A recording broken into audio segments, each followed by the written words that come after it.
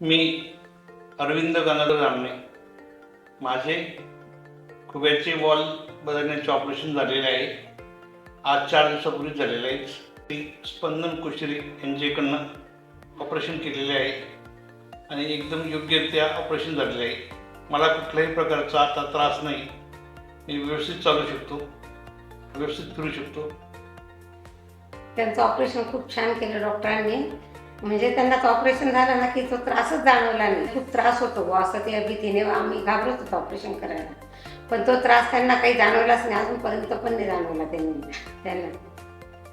आणि खूप छान झालं ऑपरेशन. खूप काळजी पण घेतली त्यांनी ऑपरेशन करताना. पण इथं या हॉस्पिटल अशोक हॉस्पिटलला खूप छान सर्व्हिस पण दिली त्यांनी. खूप समाधान वाटलं आम्हाला. कुठल्याही प्रकारचे आमची काही तक्रार नाही, काही नाही.